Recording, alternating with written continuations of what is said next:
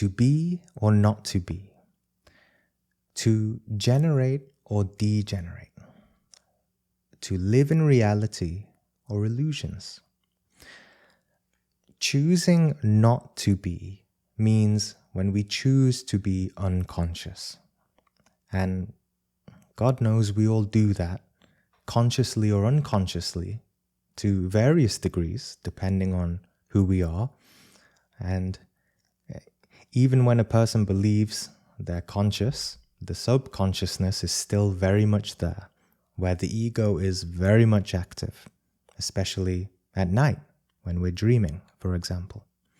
So this is what I want to go into here, which is the ego which obscures the consciousness and obscures reality.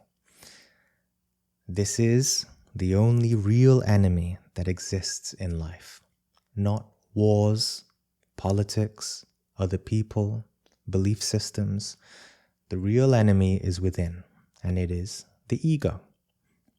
Ego implies not to be, because ego is a lack of consciousness. It is the shadow left behind when the light of consciousness has disappeared.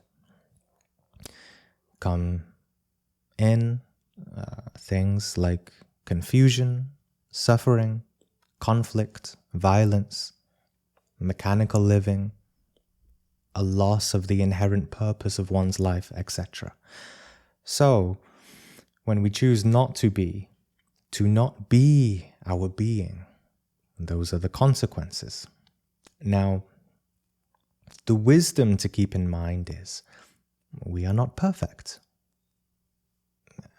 I have had the privilege of meeting and talking to a lot of highly awakened people, some who are even known as masters. And I'll tell you, everyone is suffering with the ego in some form or another.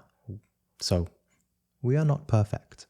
So the practical wisdom to keep in mind is, if you're serious about all of this, about awakening, about the path, is that whenever we do suffer, that doesn't mean failure. It is not an excuse for more egos to appear, egos of despair or negative emotions. But instead, it means that is the best opportunity to learn something, to gain wisdom through self-observation. That is the work on the ego. Whenever the ego shows itself, no matter how subtle it is, you must be willing to see it, comprehend it, and dissolve it, to fight and not let it take over you, to simply acknowledge it and deny it, to give it no time, right? What is time? Time exists in the horizontal, and the ego exists in the vertical. And it wants to take life in the horizontal line of time. And if we give it power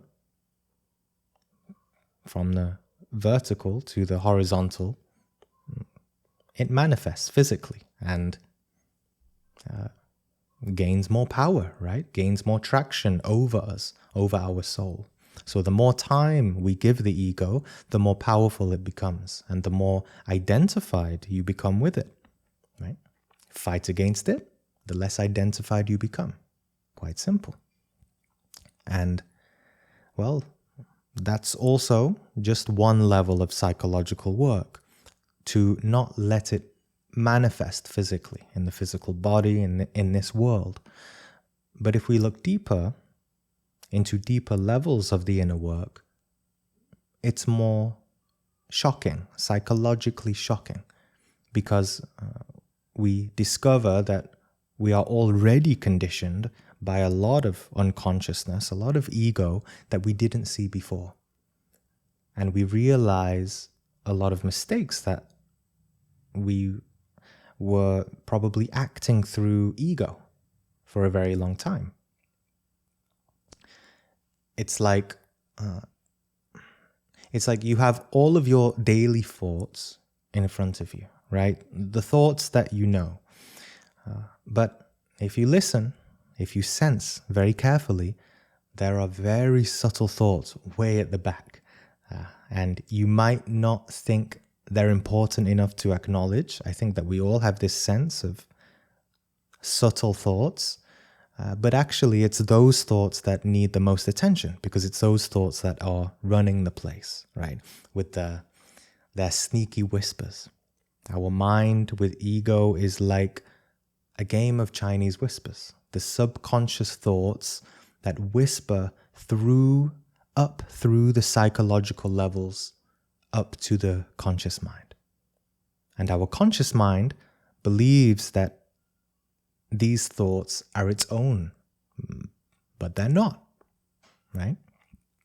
So if we only observe superficially, in a shallow way, if we only observe the conscious mind, we won't really understand ourselves. We have to know what the original, unfiltered, unwhispered thoughts are. At the causal level, we need to cultivate an interior mind, because if we don't, we'll always be ruled and conditioned by these unknown internal forces, because we would be living identified at a superficial level. Let's think of famous actors, for example. Some of them started out sincere, with pure motives. They became rich and famous. But later on, some of them became corrupt, some of them didn't, right? So what happened there? What happened throughout their life, right? Because their intentions, some of them, or the good ones, let's say, their intentions were pure. They were following their being. They were following their natural talents. Now, on the other hand, other actors believed in their conscious mind that they had a real love for acting. However, their subconscious motives were different. They did not observe, they did not acknowledge their egos of ambition, pride, covetousness, lust, and later on they fell into very corrupted lifestyles, which we can see very easily in celebrity news and things like that, right? And so we can apply that to a lot of things in our life, even the spiritual path. You know, many people are walking this path of, they say they're awakening their consciousness, but do they really know the subconscious motives within them? Right? And in the case of the celebrities, you know, maybe the intentions were pure in the beginning, but nevertheless, the ego came in and stole everything, right? There's always the danger to fall when you don't know yourself enough. So you see, it's very important to know ourselves. Who am I? Why am I here? Why am I doing what I'm doing? What is my purpose?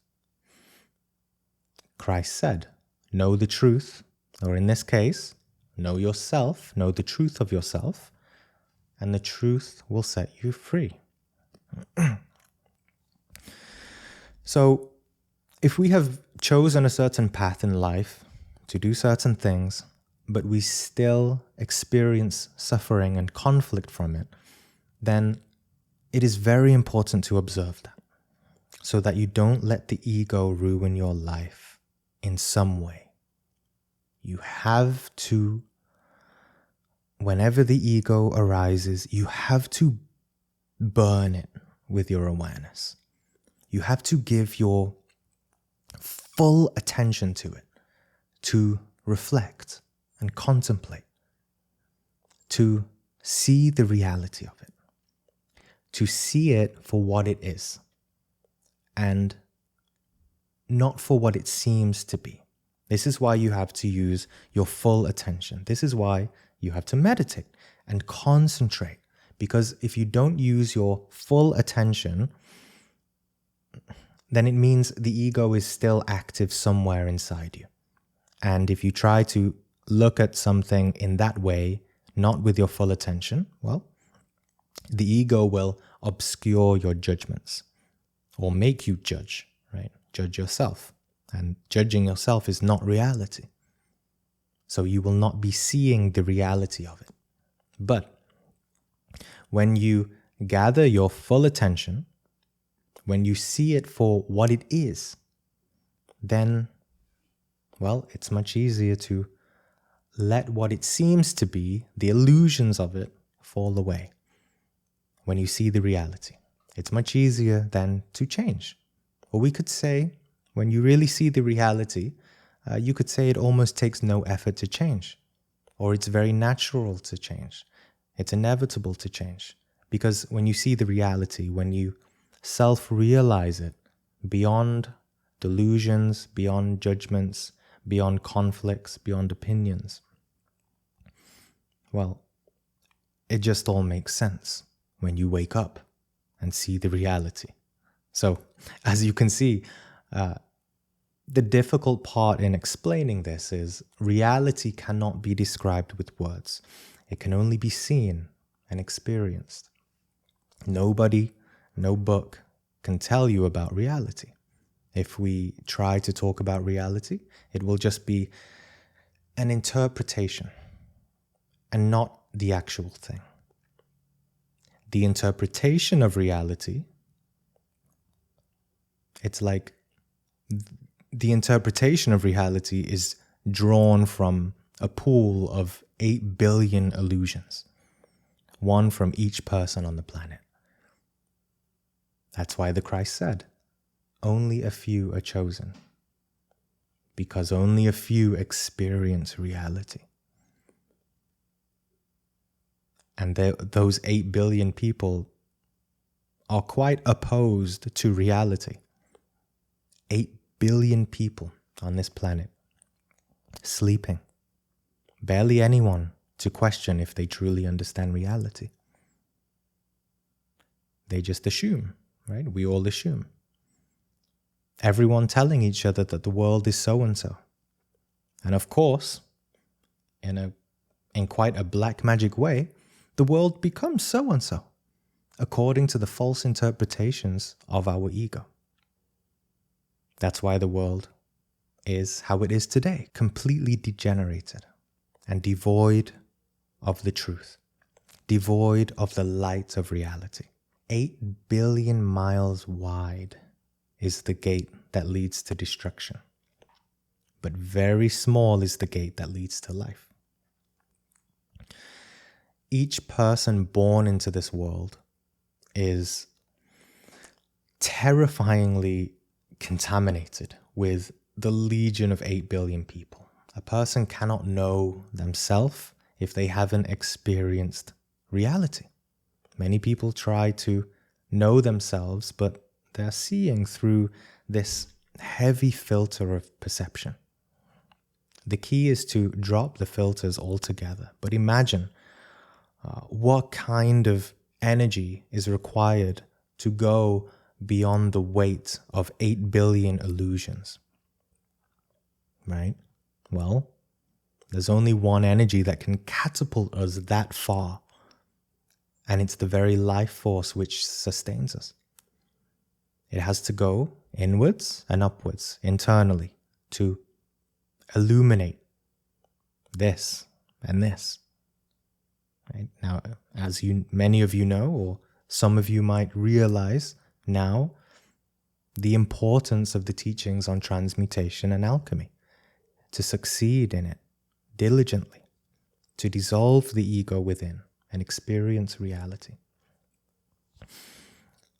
So, I'm not discrediting humanity here. This is the reality of humanity, completely asleep. We don't say this in a hateful way. we say it in a compassionate way. But it is the truth of the ego, not so much humanity. In a sense, we are the victims of the ego. We just don't realize the being. Master Samael's teaching on the future races, or the future age of the age of Aquarius, comes to mind. He said that in the golden age, or we can apply this to previous golden ages, that he said that in the golden ages, there is no ego. No ego. No ego can exist. Because if there was one person who had just a little bit of ego, it would cause some kind of infection, some kind of contagious disease, right? Psychologically, energetically. So imagine the situation that we're in now. Born into a world where 8 billion people have a lot of ego. A lot of ego. It's heavy and it's difficult. And we need the right tools to prepare ourselves to go beyond this reality if we really wish for that. So, yes, if we experience reality, if we really begin to see it and experience it, and what I'm talking about here, right, is not the concept of reality, but the ultimate reality. I'm talking about the heights of meditation, samadhi, the absolute consciousness, the illuminating void, the Tao, Sunyata, the Ayin Sof, God. Reality as it is. Not how religion says it is, not how a master says it is, not how some instructor or some YouTuber says it is, but reality as it is. Very few people have this experience. When you really know it, when you have experienced it, and choose to live by it, your life no longer works in ups and downs, or lefts and rights, like a pendulum. You have something, you have an element of knowledge, an element of gnosis. You begin to abide within the center of yourself, a lot more firmer. You abide within the center, and a little bit behind yourself, right? Watching. A sacred presence, like a light of truth that is always glowing within you, regardless of what happens to the external play of your person on the surface of your life. And when you live with that clean view every moment, whether good or bad, it helps you to get to know yourself more intimately, even through all of the ups and downs. And gradually, life no longer becomes this heavy burden, but you begin to see the beauty of it, the inherent beauty of reality. You find a new love for it, not as an ordinary person knows love, not as attachment, but the way a philosopher loves life, right? The word philosopher comes from the Greek word philos and sophia. Philos meaning love and sophia meaning wisdom. So a philosopher literally means a lover of wisdom. And what is life but a playground of wisdom? Wisdom is at every corner, yet nobody sees it. People remain in ignorance, sleeping, dreaming. But that's also what makes it a playground of wisdom, right? To live in a world where the most extraordinarily outrageous and absurd things are considered normal and even virtuous. living in an upside-down wisdom circus where everyone confuses ignorance for wisdom and will argue with you violently if you tell them otherwise. But that's what makes it so interesting, right? That's what makes this world the perfect place to become a master. If you have the courage to look where nobody is looking, or where everyone is telling you not to look, right? Which is right in front of everyone, within. So if you truly have this type of self-realization, self-understanding, you'll have the deeper answer to the answer of to be or not to be, which is that ultimately there is no to be or not to be. But for the one who has really realized the truth, always is, regardless of the noise on the surface. No matter if there are happy moments or painful moments on the surface of your life, you, as your essential, non-conditioned nature, is. This isness of the being. You are there, watching, being, unattached. This is very liberating knowledge to have, right? If we can acquire that. And obviously it's a huge advantage, because whenever one's ego has the tendency towards reactions, despair, confusion, conflict, you ultimately know in the background that you're not really in despair, you're not really in pain. It's just a temporary ripple on the surface of the ocean of your being. And to realize this, to experience all this, to be in the being, to experience reality, to abide in the center of yourself, right? These all sound like doing words, as if it's something you do, as if it takes effort in an emotional or intellectual sense, but it's not. You have to exit the mind completely if you want to experience it. This is where many people fail, or fail to comprehend, because you can't comprehend it with your mind. This type of experience of reality is not something that your mind can make happen.